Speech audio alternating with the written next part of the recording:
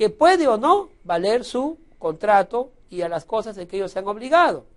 Pero obviamente nadie firmará con un incapaz relativo. Tú y yo tendremos mucho cuidado de firmar con un incapaz relativo. Preferiríamos en todo caso firmar con aquel que lo representa y con aquel a quien el Poder Judicial o el juez lo ha colocado como tutor o curador de su patrimonio y de sus bienes. Estas personas pues adolecen de una voluntad total, ¿no? Totalmente indiscutible. Estas personas son presas de la droga, son presas de estos vicios que de alguna manera mella su voluntad y no les hace pues desarrollar ampliamente un ejercicio normal de la vida. Sigamos. La representación legal de los incapaces. ¿Cómo entonces podemos nosotros, ¿no?, contratar o tratar con los incapaces? Decíamos que esos incapaces relativos y absolutos pueden de alguna manera ser tutelados y protegidos por ciertas instituciones. Bueno, vamos a la diapositiva. Allí dice lo siguiente. Los representantes legales de los incapaces ejercen los derechos civiles de estos según las normas referentes a la patria potestad, a la tutela y a la curatela. ¿Qué significa esto?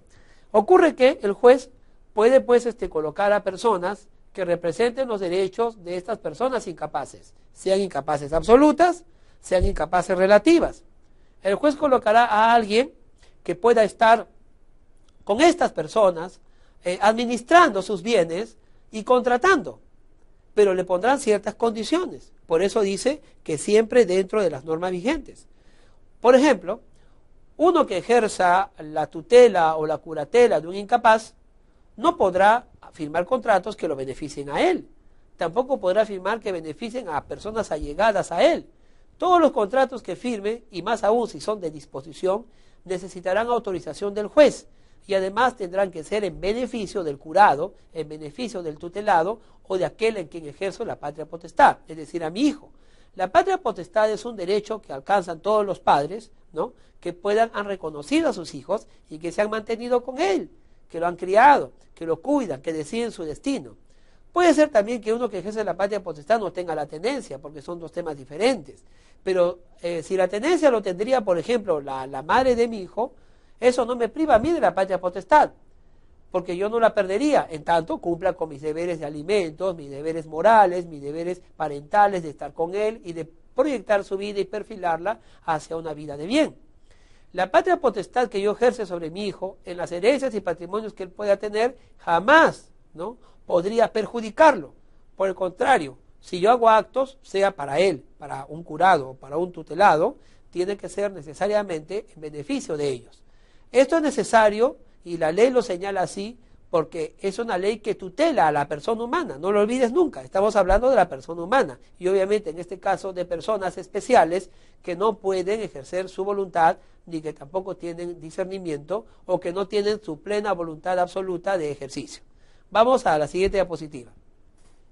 Hay algunas excepciones, ¿no? Vamos a hablar, por ejemplo, de la incapacidad de los mayores de 16 años, es decir, que aquellos que no han alcanzado la mayoría de edad. Vamos a leer la diapositiva. La incapacidad de las personas mayores de 16 años cesa por el matrimonio o por obtener título oficial que les autorice para ejercer una profesión, un oficio. La capacidad adquirida por matrimonio no se pierde por la terminación de este. Bueno, ojo, estamos hablando de aquellos que tienen 16 años y hasta los 18 años.